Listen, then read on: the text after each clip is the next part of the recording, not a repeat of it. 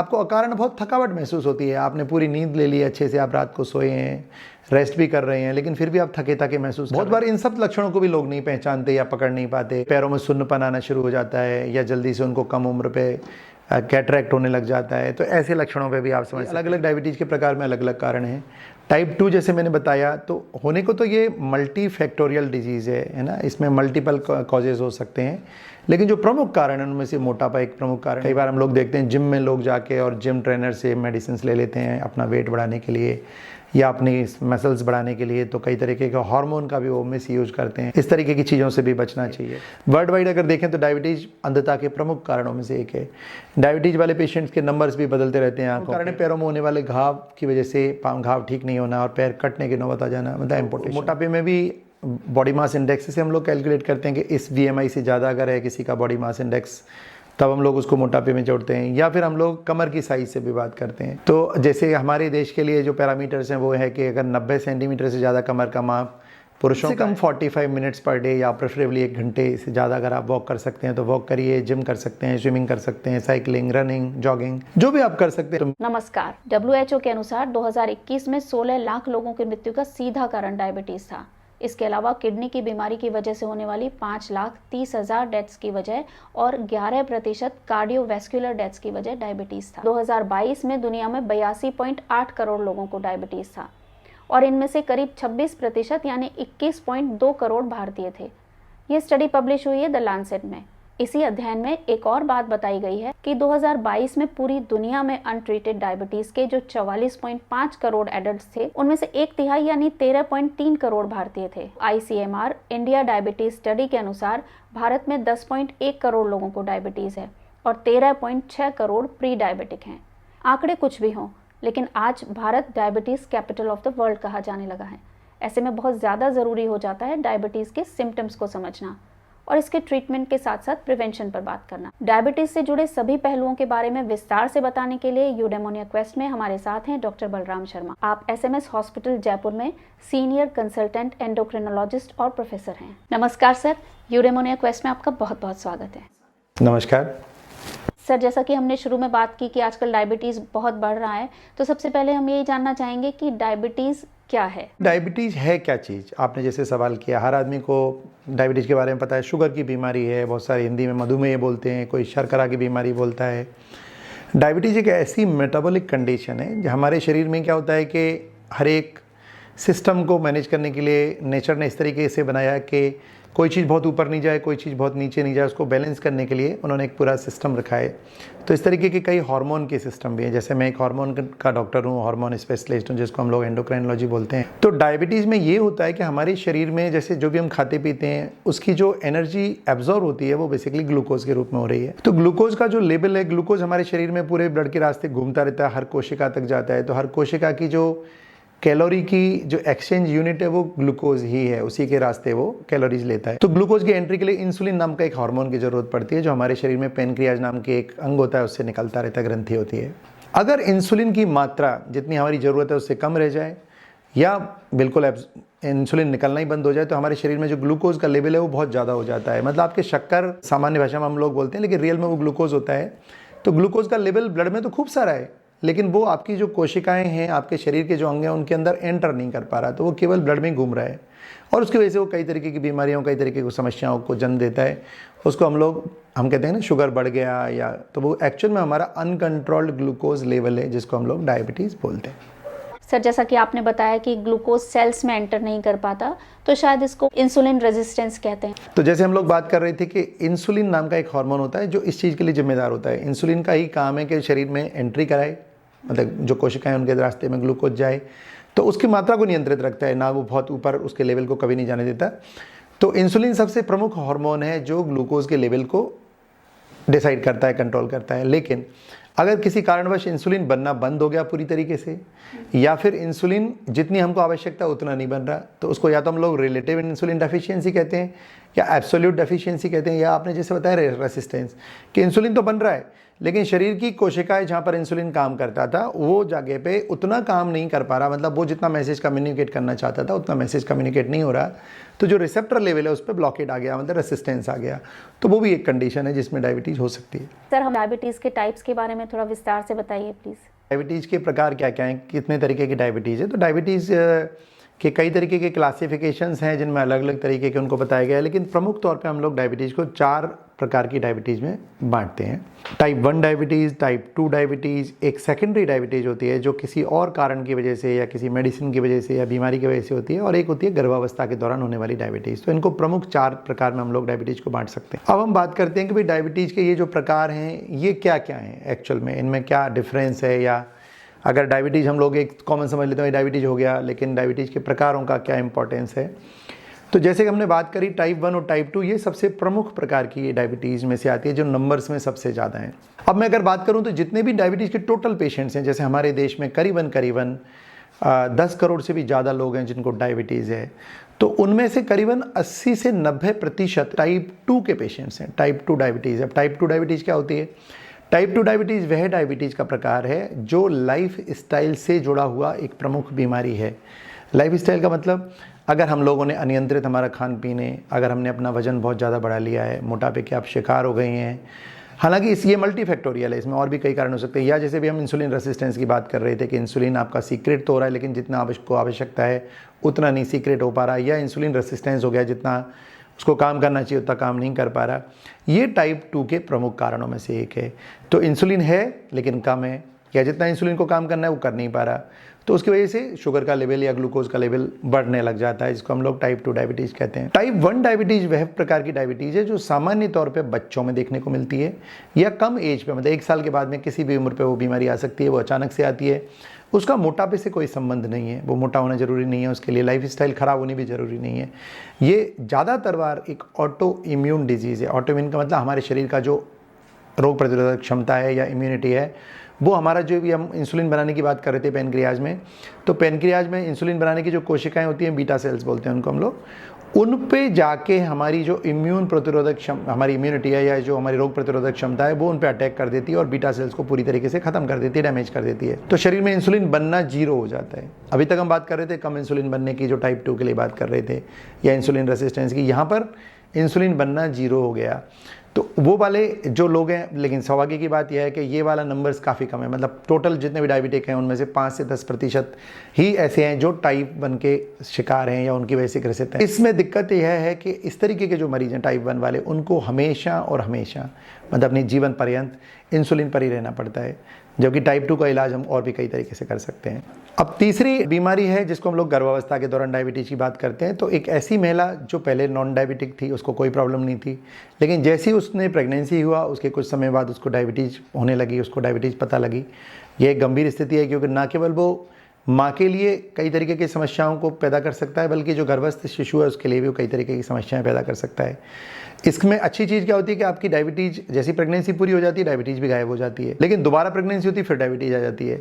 और इस तरीके के लोगों को, इस तरीके की महिलाओं को आगे चल के परमानेंट डायबिटिक होने की भी संभावनाएं ज़्यादा रहती हैं। तो ये गर्भावस्था के दौरान वाली डायबिटीज़ कहलाती है। और लास्ट में हमने जो बात करी सेकेंडरी डायबिटीज़। सेकेंडरी डायबिटीज़ का मतलब जैसे अभी हमने कोविड में देखा कि कोविड के बाद बहुत सारे लोगों को डायबिटीज़ हो गया, तो कई तरीके के वायरल इन्फेक्शन, कई तरीके की मेडिसिन जैसे स्टीरॉयड की हम लोग बात करते हैं, या कई तरीके के और इन्फेक्शंस हैं, या कोई सर्जरी हुआ है, या रेडिएशन थेरेपी हुआ है, या और भी कई कारण हैं, उनकी वजह से होने वाली डायबिटीज़ भी एक डायबिटीज़ होती है, तो उसको हम लोग सेकेंडरी डायबिटीज़ कहते हैं। तो ये प्रमुख 4 तौर पे हम लोग डायबिटीज़ के प्रकारों को बांट सकते हैं। सर, प्री डायबिटीज़ क्या होता है? प्री डायबिटीज़ का मतलब है कि अभी हम लोग इसके बारे में और भी बात करेंगे, भाई किन पैरामीटर्स पे हम डायबिटिक बोलें, किन पैरामीटर्स पे हम लोग प्री डायबिटिक बोलें, वो हम आगे बात कर लेंगे। लेकिन प्री डायबिटीज़ का मतलब है अभी आप डायबिटिक हुए तो नहीं हो, लेकिन अभी आप नॉर्मल भी नहीं हो, आपने डायबिटीज़ की तरफ एंट्री कर रहे हो, आप डायबिटीज़ की रिस्क फैक्टर में आ गए हो, और आने वाले कुछ समय में अगर आपने अपनी लाइफ स्टाइल को इम्प्रूव नहीं किया, आपने खान पीन को बदलाव नहीं किया, अपना वजन नियंत्रित नहीं किया, तो आप डायबिटिक हो ही जाओगे, परमानेंट डायबिटीज़ में चले जाओगे। तो प्री डायबिटीज़ भी एक रिस्की कंडीशन होगी, बिकॉज आप लाइफ टाइम के लिए डायबिटीज़ में एंट्री करने वाले हो। लेकिन अच्छी बात इसमें क्या हो गई कि आप इससे अपने आप को रिवर्ट भी कर सकते हो। तो ये आपको एक मौका देती है कि अभी आप डायबिटीज़ से अपने आप को बचाने की कोशिश कर सकते हैं। सर, जैसा कि आंकड़ों में कहा जाता है कि जो डायबिटीज़ के पेशेंट्स हैं, इनमें से हर 2 में से 1 पेशेंट को अपने डायबिटीज़ के बारे में पता नहीं होता।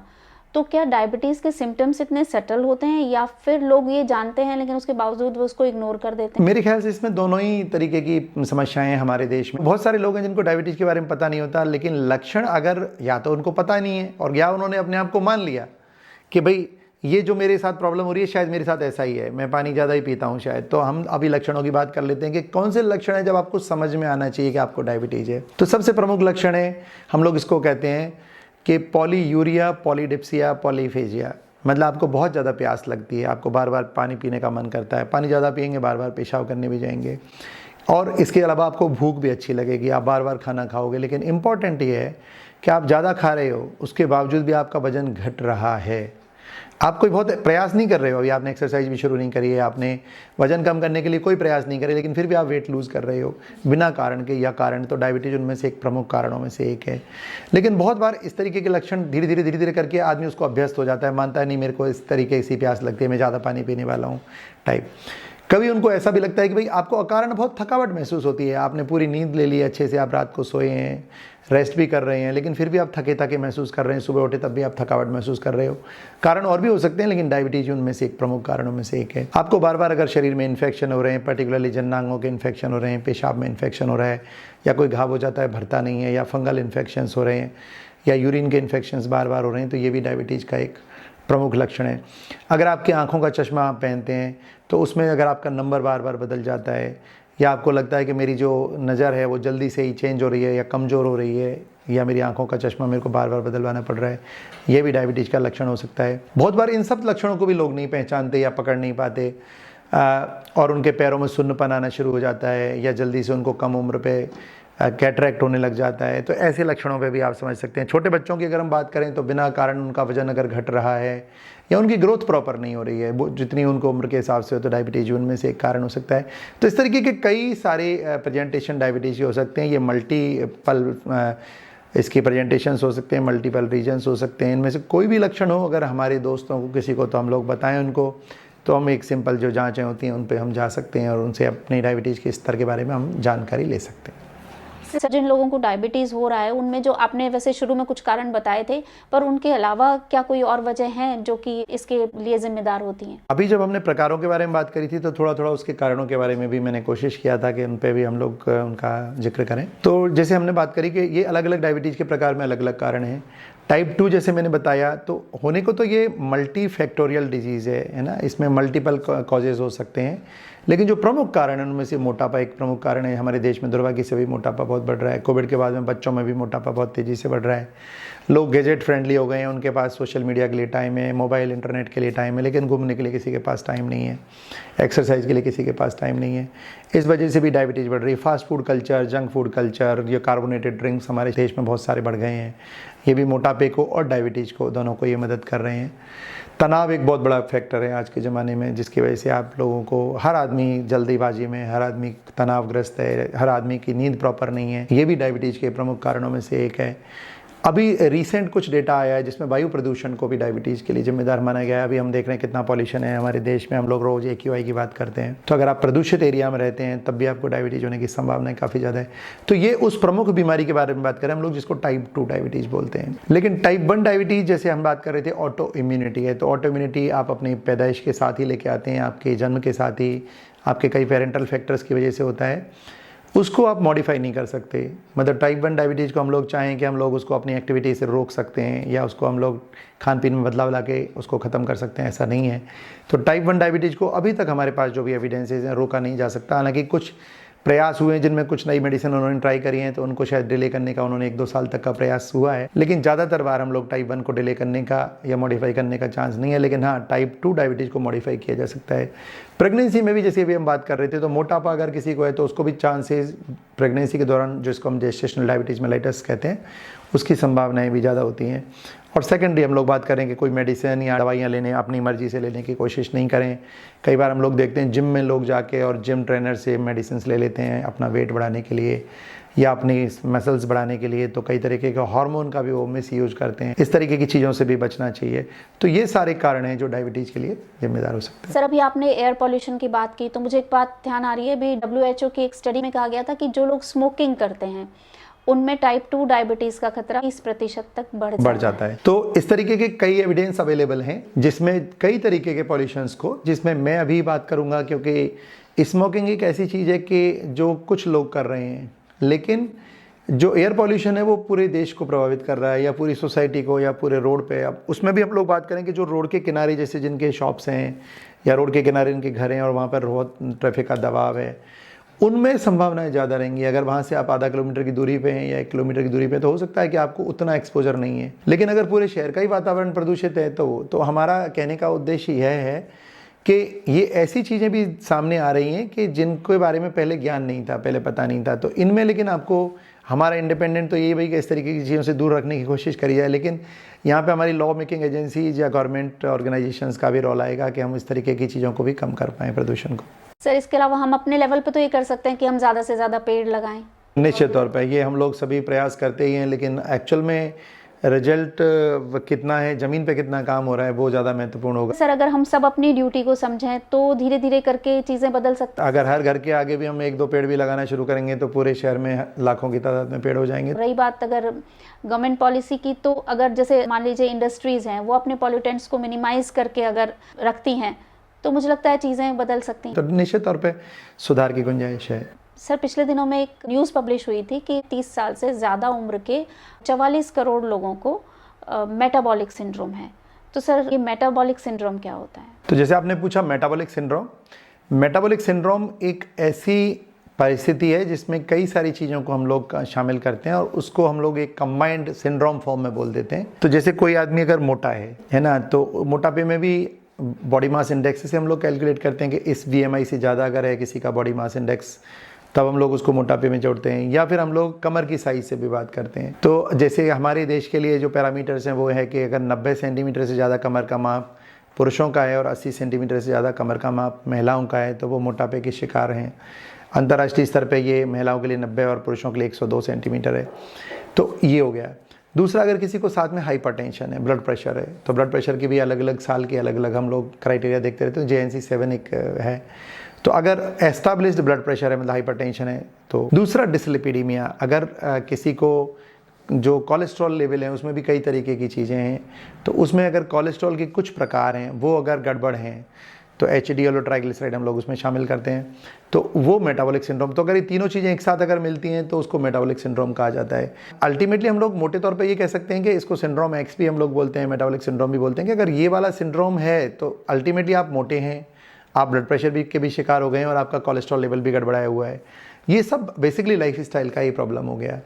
तो अगर आपने अपनी लाइफ स्टाइल अनियंत्रित रखी हुई है, अपना वजन आपने अनियंत्रित रखा हुआ है, तो आप मेटाबॉलिक सिंड्रोम के शिकार हो सकते हैं। और जितने भी मेटाबॉलिक सिंड्रोम के पेशेंट्स हैं उनको आने वाले समय में डायबिटीज़ होने की संभावना निश्चित तौर पे ज़्यादा रहती है। सर, इसीलिए 14 नवंबर को जब डायबिटीज़ की न्यूज़ आ रही थी तो उसके साथ में ये फिगर दिया हुआ था। बिल्कुल। तो 14 नवंबर जैसे आपने बताया, तो हम लोग इसको डायबिटीज़ डे के तौर पर सेलिब्रेट इसीलिए करते हैं। इंटरनेशनल डायबिटीज़ फेडरेशन ने ये शुरू किया था जिससे लोगों को हम अवेयर कर सकें कि भाई हमारे देश में, हालांकि चाचा नेहरू के तौर पे ज़्यादा हम लोग 14 नवंबर को पहचानते हैं, लेकिन पूरे विश्व में करीबन 180 देशों में ये डायबिटीज़ डे के तौर पे मनाया जाता है। तो हम जिस तरह मनाते हैं उस तरह भी मनाएं, लेकिन हम डायबिटीज़ डे के तौर पे भी सेलिब्रेट करें, जिससे जिन चीज़ों को हम मॉडिफाई कर सकते हैं, कम से कम अपनी अवेयरनेस का लेवल तो हम लोग बढ़ा ही सकते हैं। सर, हमने डायबिटीज़ से जुड़ी बहुत सारी बातें कर ली, पर अब मुझे लगता है कि अगर हम इसके डायग्नोसिस किस तरह किया जाता है इसके बारे में बात करें तो अच्छा रहेगा। बिल्कुल। तो जैसे कि अभी हम लोग बात कर ही रहे हैं, तो लोगों के मन में ये निश्चित तौर पर सवाल आ रहा होगा, भाई डायबिटीज़ को पता कैसे करें। तो सबसे पहले तो हमने जिन लक्षणों की बात करी, अगर ऐसे लक्षण हैं तो, या आपकी उम्र अगर 45 साल से ज़्यादा हो गई है, तो अगर आपको कोई लक्षण नहीं है तब भी आपको साल में एक बार डायबिटीज़ की जांच करनी ही चाहिए, पहली चीज़। अब डायबिटीज़ की जांच क्या की जाए, तो आपके आसपास में जितनी भी लेबोरेटरीज़ हैं ढंग की, या हमारे जितने भी सरकारी अस्पताल हैं, उन सब में डायबिटीज़ की जाँच उपलब्ध है, आप वहाँ जा सकते हैं। सरकार में ज़्यादातर जगह निःशुल्क भी उपलब्ध है। 2 तरीके की हम लोग डायबिटीज़ में जांच करते हैं। एक होता है HbA1c, जो आपके एवरेज 3 महीने का, लास्ट के 3 महीने का जो ग्लूकोज का स्टेटस है उसके बारे में बताता है। दूसरा है फास्टिंग ब्लड ग्लूकोज लेवल, और या तो ग्लूकोज पीने के बाद में पोस्ट ग्लूकोज OGTT जिसको बोलते हैं, या खाना खाने के 2 घंटे बाद का रैंडम ब्लड ग्लूकोज लेवल। तो हम लोग अभी बात करते हैं क्या नॉर्मल है, क्या एबनॉर्मल है, क्या प्री डायबिटीज़ और क्या डायबिटिक है। तो अगर आपका फास्टिंग लेवल, फास्टिंग का मतलब होता है कम से कम हमने 8 घंटे भूखे हैं, हम लोग कुछ खाया नहीं है, पानी पी सकते हैं, और हमने अपना शुगर लेवल चेक किया है, ग्लूकोज लेवल चेक किया है। अगर वो 100 मिलीग्राम डेसीलीटर से नीचे आता है तो ये नॉर्मल लेवल है। अगर ये 100 to 125 मिलीग्राम के बीच में आता है तो ये प्री डायबिटीज़ का लेवल कहलाता है। और 126 से ज़्यादा अगर है फास्टिंग लेवल तो ये डायबिटीज़ कहलाता है।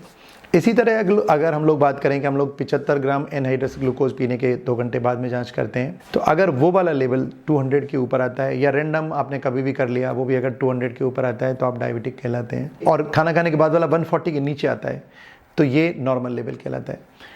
अब बात करते हैं हम लोग कि 140 से और 199 के बीच में अगर रैंडम या ग्लूकोज पीने के बाद का लेवल आता है तो ये प्री डायबिटिक लेवल कहलाता है। तो प्री डायबिटीज आप बात कर रही थी, तो अगर फास्टिंग होगा तो 100 to 125, रैंडम या पोस्ट ग्लूकोज होगा तो 140 to 199, इसको हम लोग प्री डायबिटिक बोलते हैं। लेकिन ये भी जो भी जांचें हैं ये कम से कम 2 रीडिंग हमारे पास होनी चाहिए, 2 ओकेजन्स की। ऐसा नहीं कि किसी एक सिंगल ओकेजन को हम लोग डायबिटीज़ का लेवल करते हैं। HbA1c में भी इसी तरीके से है कि HbA1c का जो लेवल होता है अगर वो 5.7 से नीचे है तो ये नॉर्मल है, 5.7 to 6.3 के बीच में तो ये प्री डायबिटिक है, और 6.4 से ऊपर है या 6.4 है तो ये डायबिटिक है। तो इस तरीके की अगर हम लोग जांच करते हैं और ये लेवल आपके अगर आ जाते हैं, या एक HbA1c और एक ये वाली रीडिंग आ जाती है, तो आप अपने आप को ये मान सकते हैं कि आपको डायबिटीज हो गई है। सर 2 रीडिंग शायद इसलिए कि ये माना जाता होगा कि पेशेंट ने टेस्ट करवाने से पहले जो प्रॉपर फास्टिंग करनी होती है वो नहीं की हो, या उस वजह से भी, और कभी कभी लैब एरर्स भी होती हैं। तो हम लोग जो मानवीय भूलें हैं या हमारी जो लेबोरेटरी की एरर्स कई बार हो सकती हैं, तो पेशेंट की एरर्स हों या लेबोरेटरी की एरर हों तो उनको हम लोग एक्सक्लूड कर दें, क्योंकि आपने किसी को डायबिटीज़ का लेवल करके दे दिया और किसी एक गलती की वजह से, किसी और की गलती की वजह से, तो ऐसी चीज़ों को, क्योंकि 2 बार लगातार भूल होना थोड़ा मुश्किल होता है, तो इस तरीके से हम लोग मानते हैं कि कम से कम 2 रीडिंग्स होनी चाहिए। सर जब किसी को ये कंफर्म हो जाता है कि उसको डायबिटीज़ हो गया है तो फिर इसका ट्रीटमेंट किस तरह किया जाता है? टाइप 1 के बारे में वैसे हम एक अलग वीडियो में बात करना चाहेंगे, आज हम फोकस करना चाह रहे हैं टाइप 2 के बारे में। टाइप 2 के बारे में तो जैसे कि हम अभी बात कर ही रहे हैं कि डायबिटीज़ हो जाए तो क्या करना है, तो सबसे पहले जो मेरे इतने सालों के अनुभव में मैंने देखा है कि लोगों को जैसे ही डायबिटीज़ हो जाती है तो उनको अचानक से बड़ी घबराहट हो जाती है, और अब तो मेरी पूरी ज़िंदगी का ही काम गड़बड़ हो गया है, या ज़िंदगी अंत की तरफ बढ़ रही है, या सारी चीज़ें मेरी बिल्कुल ख़राब होने वाली हैं। तो सबसे पहले तो मैं आपको यही बताना चाहूँगा कि अगर आपको डायबिटीज़ हो गई है तो आप आशान्वित बने रहें, चिंता करने की आवश्यकता नहीं है। आपको सतर्क और संयमित जीवन जीने की आवश्यकता है। अगर आपको डायबिटीज़ हो गई है तो आपको 3 हम लोग प्रमुख इनको इस समय डायबिटीज़ के ट्रीटमेंट को बांटते हैं। पहले 2 हिस्से आपके हाथ में, तीसरा हिस्सा डॉक्टर के हाथ में। तो पहला हिस्सा है हमारी जो जीवनचर्या है, हमारी जो लाइफ स्टाइल है, उसको सीडेंट्री से एक्टिव की तरफ लेके जाएं। अपने आप को एक एक्टिव लाइफ में रखें। कम से कम 45 मिनट्स पर डे, या प्रेफरेबली 1 घंटे से ज़्यादा अगर आप वॉक कर सकते हैं तो वॉक करिए, जिम कर सकते हैं, स्विमिंग कर सकते हैं, साइकिलिंग, रनिंग, जॉगिंग, जो भी आप कर सकते हैं। तो मिनिमम हम लोग कहते हैं कि 45 मिनट अगर आप वॉक करते हैं, या अगर आप कर सकते हो तो वो और भी अच्छा है, 10,000 स्टेप पर डे अगर हम लोग वॉक कर सकते हैं तो दैट विल बी ग्रेट। या मोटे तौर पर हम लोग कहें तो 1 सप्ताह में कम से कम 150 मिनट तो हम लोग पैदल चलें ही चलें। तो कोशिश यही करें कि अपने शरीर के लिए 1 घंटे का समय रोज़ निकाल के रखें, और हम लोग अपने आप को फिजिकली एक्टिव रखें। अगर आप मोटे हैं, आप ओबेस हैं, आपका वजन ज़्यादा है, तो आप अपने डॉक्टर से संपर्क करके, अपने डाइटिशियन से संपर्क करके अपने वजन को नियंत्रित करने के लिए उनसे सलाह ले सकते हैं। अपने वजन को नियंत्रित करें। तो एक तो ये चीज़ हो गई जो आपकी है। दूसरा है हमारा डाइटरी मॉडिफिकेशंस। तो डाइट में आपका डॉक्टर या आपका जो डाइटिशियन है वो आपको और अच्छे से इंडिविजुअलाइज करके गाइड कर पाएगा। लेकिन हमको यह करना है कि हमारी तली हुई चीज़ें, जितने भी जंक फूड्स हैं, जितने भी फास्ट फूड्स हैं, जितने भी फ्रूट जूसेज हैं, या कार्बोनेटेड ड्रिंक्स हैं, या रिफाइंड प्रोसेस्ड फूड है, मैं यहाँ पे कहना चाहूँगा जितने भी रिफाइंड वर्ड आ गया उन सब को अपने खाने से हटा दीजिए। सफ़ेद चीज़ें ज़्यादातर खाने में अच्छी नहीं है, जैसे कि सफ़ेद का मतलब शक्कर की हम लोग बात कर रहे हैं, वो रिफाइंड एक चीज़ है। मैं ये स्वस्थ लोगों के लिए भी कह रहा हूँ, डायबिटीज़ वालों के लिए नहीं कह रहा। आलू है वो भी सफ़ेद होता है, चावल है वो भी सफ़ेद होता है, घी है वो भी सफ़ेद होता है, नमक है वो भी सफ़ेद होता है। तो ऐसी चीज़ें जितनी भी हैं उनको हम लोग अपने खाने में से कर्टेल करने की कोशिश करें। अगर आप डायबिटिक है तो बहुत ही नियंत्रित रखें अपने खान पीन को, और खाएं ज़्यादा क्या, जैसे हमारे देश में शुरू से हम लोग बेजड़ बोलते रहे हैं। हमारे राजस्थान में बेजड़ टर्म बड़ी चलती है, जिसमें मल्टीपल जो ग्रेन्स हैं उनको मिला के हम आटा बनाते हैं। या जो श्री अन्न, जिसको आजकल हमारे मिलेट ईयर भी हमारे देश ने मनाया था, G20 जो समिट हुआ था उसमें भी हमको मिलेट बेस्ड बहुत सारी मील्स के बारे में बात हुई थी। तो जो श्री अन्न है या मोटा अनाज है वो हमारा ओरिजिनल फूड था, हमारे देश का अनाज था, जैसे मक्का है, बाजरा है, कंगनी है, रागी है, इस तरीके के जितने भी अनाज थे, सीरियल्स थे, वो खान पीन के दृष्टि से भी, न्यूट्रिशन की दृष्टि से भी गेहूं से और चावल से बेहतर हैं। तो हम लोगों को कोशिश ये करना चाहिए कि डिफरेंट टाइप के जो मिलेट्स हैं उनको रोटेट करते रहें हम लोग, और भिन्न भिन्न तरीके को खाते रहें या उनको मिक्स करके लेते रहें। तो आप अपने खाने में वो सब चीज़ें जोड़ सकते हैं। होल फ्रूट, जूस नहीं, होल फ्रूट लेने की कोशिश करें क्योंकि फाइबर कंटेंट भी उसका अच्छा है। डायबिटीज़ होने के बावजूद भी आप ज़्यादातर फल खा सकते हैं, लेकिन एक नियंत्रित मात्रा में, सीमित मात्रा में। उसके लिए आप अपने डॉक्टर से संपर्क कर सकते हैं। साथ में सब्जियां, ग्रीन लीफी वेजिटेबल्स आपको खूब सारी खा सकते हैं। उससे आपके वजन नियंत्रित होने में भी और आपकी डायबिटीज़ नियंत्रित होने में भी, दोनों में मदद मिलेगी। तो ये 2 हिस्से तो पेशेंट के पास हो गए, जिसमें डाइट आ गया और फिजिकल एक्टिविटी और लाइफस्टाइल आ गया। तीसरा हिस्सा है मेडिसिन का। मेडिसिन अलग अलग प्रकार की हो सकती हैं। इंसुलिन के इंजेक्शंस हो सकते हैं, गोलियां हो सकती हैं, और भी कई प्रकार की दवाइयां हैं। उनके डिटेल में जाना यहाँ पर ज़रूरी नहीं, मैं समझता। लेकिन आपके चिकित्सक को ये निर्धारित करने दें कि आपके लिए उस पर्टिकुलर टाइम पे क्या सबसे ज़रूरी है। बहुत सारे लोग इसके लिए जिद करते रहते हैं कि इंसुलिन नहीं चाहिए, या इंसुलिन शुरू करते ही वो टेंशन में आ जाते हैं, या घर वाले समझा देते हैं नहीं इंसुलिन नहीं लेंगे, या इंसुलिन को वो समझते हैं कि सबसे लास्ट की मेडिसिन है। ऐसा नहीं है। तो आपकी ज़रूरत के मुताबिक, टाइप 2 जिसकी हम अभी बात कर रहे हैं, इंसुलिन कभी भी शुरू किया जा सकता है, इंसुलिन कभी भी बंद किया जा सकता है। तो आपकी ज़रूरत के मुताबिक आपका ट्रीटमेंट अलग अलग टाइम पे अलग अलग हो सकता है, निर्धारित कर सकते हैं चिकित्सक। वो वाला पार्ट आप डॉक्टर के पास छोड़ दीजिए और डॉक्टर के बताए अनुसार करिए। अपनी जो शुगर का लेवल है उसको रेगुलरली चेक करते रहिए, मॉनिटरिंग करते रहिए, और डॉक्टर ने आपके लिए जो टारगेट डिसाइड किया है, क्योंकि ये भी अलग अलग एज में अलग अलग टारगेट्स हो सकते हैं, अलग अलग पेशेंट के अलग अलग टारगेट्स हो सकते हैं, उसकी हम लोग उसको कोशिश करें। लेकिन मोटे तौर पे हम लोग कहते हैं कि भूखा पेट की जो शुगर है, डायबिटीज़ की दवाई लेते लेते वो 80-90 से लेके 120-130 तक अगर रहती है तो हम लोग उसको कहते हैं कि नॉर्मल रेंज में है। अगर हम खाना खाने की बात करते हैं तो 140 to 180 के बीच वाली है, या रेंडा में तो अगर इस रेंज में रहती है तो वो हम कहते हैं ठीक है। और HbA1c का लेवल अगर हम लोग 7.5 के नीचे रख सकते हैं तो ये बहुत अच्छा है। लेकिन ये भी अलग अलग मरीजों में अलग अलग हो सकता है, तो टारगेट सबके लिए ज़रूरी नहीं है, लेकिन मोटे तौर पे हम लोग ये बात कर रहे हैं। तो अगर हम लोग ट्रीटमेंट की बात करते हैं तो ये सब चीज़ों का हम लोग ध्यान रख सकते हैं। सर, आपने भी थोड़ी देर पहले बताया था कि स्ट्रेस की वजह से डायबिटीज़ हो जाता है, और अभी आपने ये बताया कि जैसे ही पेशेंट्स को पता चलता है कि उन्हें डायबिटीज़ है तो वो स्ट्रेस में आ जाते हैं। तो ये तो बड़ी दिक्कत वाली बात हो गई। निश्चित तौर पे। तो आप अभी हम लोग बात कर रहे थे, वो एक क्रॉनिक स्ट्रेस की बात चल रही है। तो अगर आप लगातार स्ट्रेस में हैं, किसी वजह से आपको बहुत तनाव रह रहा है, आप नींद अच्छी से नहीं ले पा रहे हैं, आपका स्लीप डिस्टर्ब हो रखा है, तो स्ट्रेस में बेसिकली क्या होता है कि आपके शरीर में जो स्ट्रेस हार्मोन्स हैं, जैसे कैटाकोलामाइंस है या कॉर्टिसोल लेवल्स हैं, ये सब बढ़ जाते हैं, और ये अल्टीमेटली लंबे टाइम में जाके आपको डायबिटीज़ कर सकते हैं। लेकिन ये वाली स्ट्रेस मतलब शॉर्ट टर्म स्ट्रेस, जैसे अभी आपका कल एग्जाम है तो आपको स्ट्रेस हो गया, या आज आपका किसी से कहासुनी हो गई और उसकी वजह से स्ट्रेस हो गया, तो ऐसे एक दिन का स्ट्रेस डायबिटीज़ में नहीं ले जा सकता। लेकिन हाँ, अगर शॉर्ट टर्म स्ट्रेस भी है और कोई डायबिटिक है तो उसका डायबिटीज़ का लेवल बिगड़ सकता है। ये बात निश्चित तौर पे है। सर, जैसा आपने भी बताया था, ऐसे ही मैंने भी कहीं पढ़ा था कि जब पेशेंट्स को ये पता चलता है कि उन्हें डायबिटीज़ है तो उनकी मेंटल हेल्थ बहुत डिस्टर्ब हो जाती है, और यहाँ तक कि उन्हें डिप्रेशन भी हो जाता है। ये एक नेचुरल सा रिस्पॉन्स है कि अगर ह्यूमंस को कभी भी, हम लोग किसी भी इंसान को अगर कोई बुरी न्यूज़ मिलती है तो उसकी एक नेचुरल रिफ्लेक्स है। लेकिन हमारी कोशिश यही रहती है, डॉक्टर्स की भी रहती है, और आप जैसे जो लोग अवेयरनेस बढ़ाने में लगे हुए हैं, अब हम सबका यही योगदान होना चाहिए कि हम लोग उनको बताएं कि डायबिटीज़ का मतलब जीवन का अंत नहीं है, डायबिटीज़ का मतलब आपकी खुशियों का अंत नहीं है, डायबिटीज़ का मतलब आपका सब कुछ ख़त्म नहीं हो गया है। डायबिटीज़ का मतलब है कि आप अपनी ज़िंदगी को थोड़ी संतुलित तरीके से जिएं। आप डायबिटीज़ का मतलब अपने आप को रेगुलर एक्सरसाइज में अपने आप को रखें, खान पीन को थोड़ा नियंत्रित रखें। वो डायबिटीज़ वाले के लिए ज़रूरी नहीं है, वो जो एक सामान्य व्यक्ति है उसके लिए भी उतना ही ज़रूरी है। लेकिन चूँकि अब बीमारी में आप आ गए हो तो आपको और ज़्यादा ध्यान रखना पड़ेगा। तो अगर हम इन सब चीज़ों का ध्यान रखते हैं तो वो नॉर्मल हो सकता है। लेकिन यहाँ पर एक चीज़ और मैं शेयर करना चाहता हूँ कि शुरुआत में बहुत सारे लोग बड़ा स्ट्रेस में होते हैं, लेकिन 1-2 महीने इलाज के बाद जैसे ही उनको लगता है कि अब सब कुछ ठीक ही चल रहा है, अब लक्षण भी ठीक हो गए हैं, तो वापस से फिर वो लापरवाही की तरफ चले जाते हैं, दवाइयों को बंद कर देते हैं, और इतना लापरवाह हो जाते हैं खाने पीने में भी, फिर उनका वो सिस्टम वापस चालू हो जाता है, फिर वो लापरवाह ज़िंदगी जीने लग जाते हैं। तो फिर ये डायबिटीज़ आपके लिए डेफिनेटली मुश्किल सबब पैदा कर सकती है। आने वाले समय में कई तरीके की कॉम्प्लिकेशन और समस्याओं को जन्म भी दे सकती है। सर, आप ये जो कॉम्प्लिकेशंस की बात कर रहे हैं, हम चाहेंगे कि आप हमारे व्यूअर्स को इनके बारे में थोड़ा विस्तार से बताइए। डायबिटीज़ एक ऐसी बीमारी है जो शरीर के किसी भी अंग को प्रभावित किए बिना नहीं छोड़ती है। लगभग हर शरीर के अंग पे ये नुकसान डालती है। लेकिन अगर हम मोटे तौर पे बात करें तो इसको माइक्रोवेस्कुलर और मैक्रोवेस्कुलर 2 साइड में बांटते हैं हम लोग। तो जो माइक्रोवेस्कुलर कॉम्प्लिकेशंस हैं, मतलब जो छोटी वाली हमारी जो ब्लड वेसल्स जहाँ पर जाती हैं, ऐसे मान सकते हैं। तो रेटिनोपैथी मतलब आँखों की जो आपका पर्दा जिसको हम लोग कहते हैं, जो रेटिना कहलाता है, उसको ये डायबिटीज़ नुकसान पहुंचाती है और एक लंबे समय तक अगर वो नुकसान वाली स्थिति बनी रहे तो आपको परमानेंट अंधापन में भी ले जा सकती है या ब्लाइंडनेस में भी ले जा सकती है। वर्ल्ड वाइड अगर देखें तो डायबिटीज़ अंधता के प्रमुख कारणों में से एक है।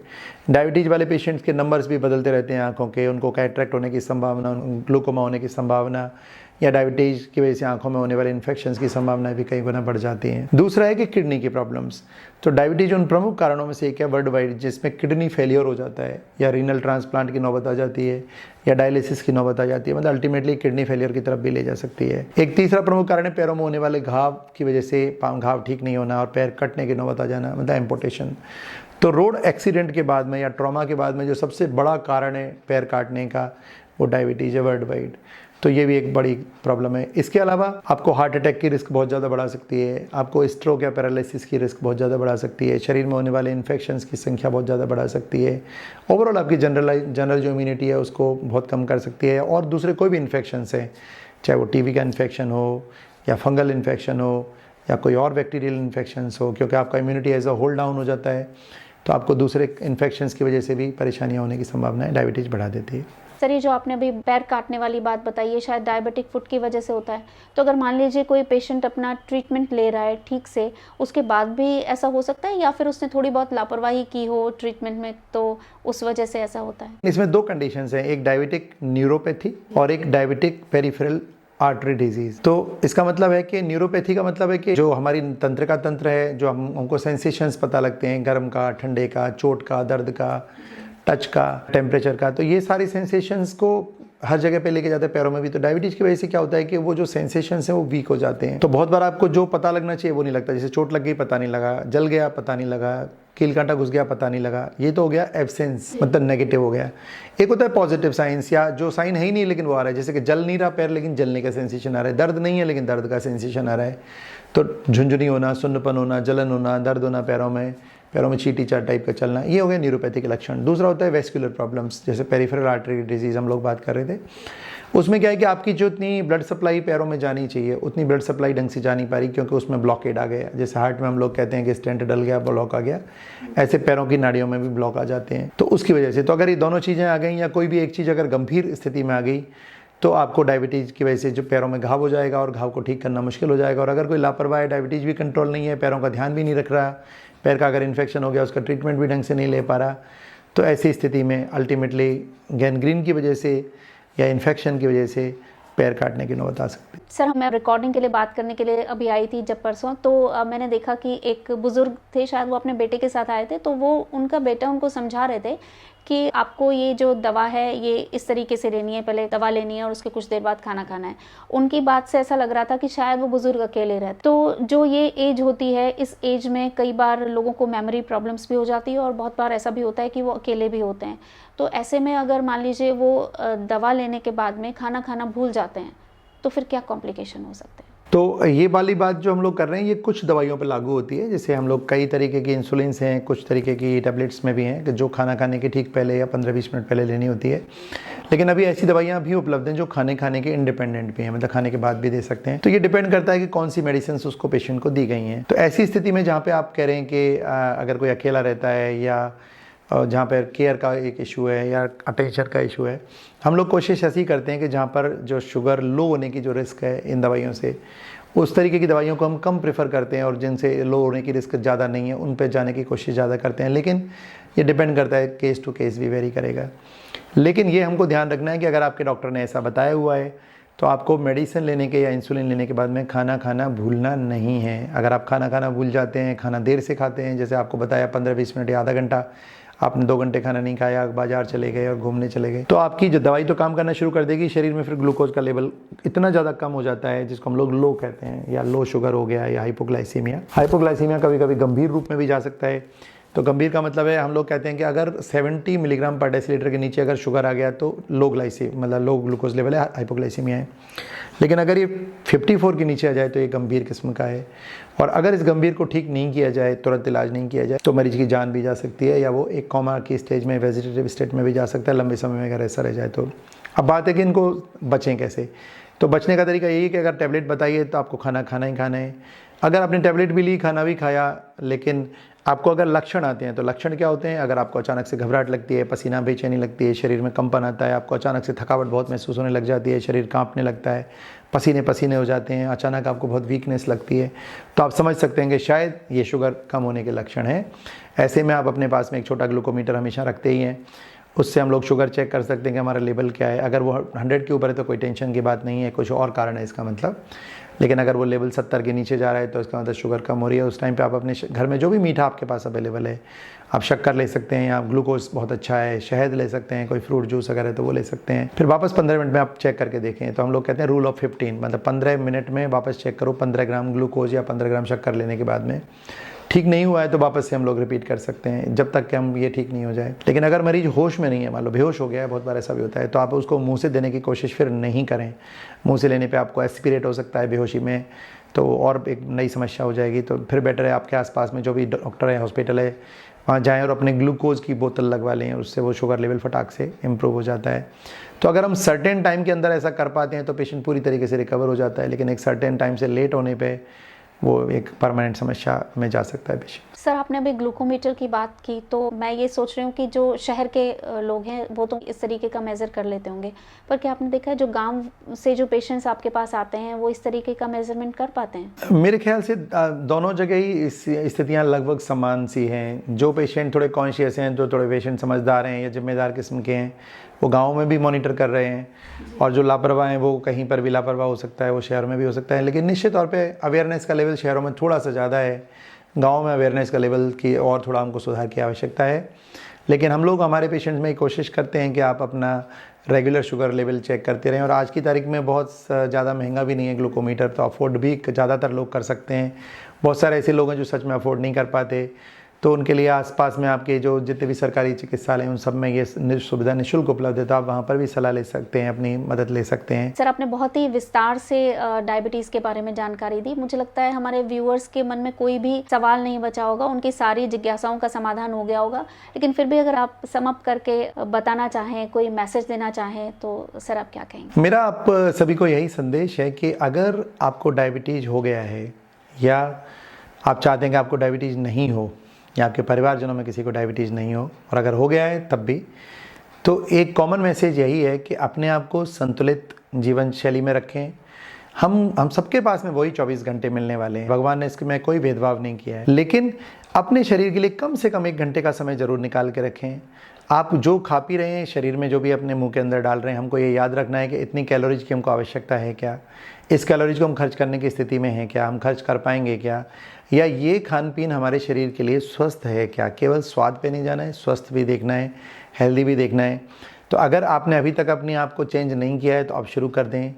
अपने जो सोशल मीडिया है, गैजेट्स पे हम लोग जितना टाइम कर रहे हैं स्क्रॉलिंग में, उसको हम थोड़ा कम करके और अपने आप को थोड़ा समय दे सकते हैं।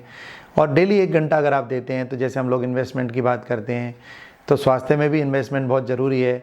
और हमारे देश में जैसे मुझे एक उनका बड़ा याद आता है, एक हमारे बहुत बड़े शेयर ब्रोकर हुए थे मार्केट के, झुनझुनवाला। उनके बारे में लोग कहते थे कि वो बहुत ही मतलब हमारे देश के वॉरेन बफेट जैसे उनको लोग मानते हैं, और वो जहाँ पर भी इन्वेस्टमेंट करते थे तो बहुत अच्छा रिटर्न लेते थे। तो और उस तरीके से उन्होंने हज़ारों करोड़ रुपए भी कमाए और अपनी एयरलाइंस शुरू करी और बहुत पैसे वाले बने। तो उनसे पूछा गया कि आपका सबसे ख़राब इन्वेस्टमेंट क्या था, तो उन्होंने कहा कि मैंने ज़िंदगी में हज़ारों करोड़ रुपए कमाए, लेकिन मेरा सबसे ख़राब इन्वेस्टमेंट हेल्थ में था, और उसको मैं ठीक नहीं कर पा रहा हूँ, क्योंकि उस सर्टेन एज के बाद में आप अपना नहीं एक्टिव रह पाओगे, क्योंकि शरीर आपका उतना आपको परमिट नहीं करेगा। और उनका कहा हुआ सत्य भी हुआ कि कुछ समय बाद ही उनकी असामयिक मृत्यु भी हो गई, और इतना हज़ारों करोड़ कमाने के बावजूद भी वो पैसा उनके काम नहीं आ पाया, और इतने पैसे वाले होने के बावजूद भी वो बीमारियों से अपने आप को बचा नहीं पाए। तो मेरा आपको यही संदेश है कि हमें उतना पैसा कमाएं, बहुत अच्छी बात है, लेकिन उतनी बीमारियां ज़रूर से नहीं कमानी है। अपने आप को स्वस्थ रखना है, और हेल्थ में भी अपना इन्वेस्टमेंट रखें, जिससे आपने जितना भी कमाया है, अपने समाज में कमाया है, अपना पैसा कमाया है, अगर स्वास्थ्य ठीक है तो आप सबका आनंद ले पाएंगे, नहीं तो बीमारी आपको परेशान कर लेंगी। Thank you so much sir, आपने यूरेमोनिया क्वेस्ट के लिए इतना समय दिया, और डायबिटीज़ से जुड़ी इतनी सारी बातें इतने सरल तरीके से हमारे व्यूअर्स को बताई, और साथ ही साथ सबसे इम्पॉर्टेंट बात भी आपने कही कि हेल्थ का जो इन्वेस्टमेंट है वही सबसे बड़ा investment. Thank you so much. Diabetes की सीरीज़ के आने वाले पार्ट्स में हम बात करेंगे प्रेग्नेंट महिलाओं में और बच्चों में होने वाले डायबिटीज़ के बारे में। इसी तरह के वीडियोज़ में आपका इंटरेस्ट है तो यूरेमोनिया क्वेस्ट को सब्सक्राइब करके बेल बटन भी ऑन कर लीजिए। और वीडियो को उन सबके साथ ज़रूर शेयर कीजिएगा जिनकी सेहत को लेकर आप फिक्रमंद हैं। जल्दी आपसे फिर मिलूंगी, तब तक हंसते रहिए, मुस्कुराते रहिए और सेहत से जुड़ी बातें करते रहिए। नमस्कार।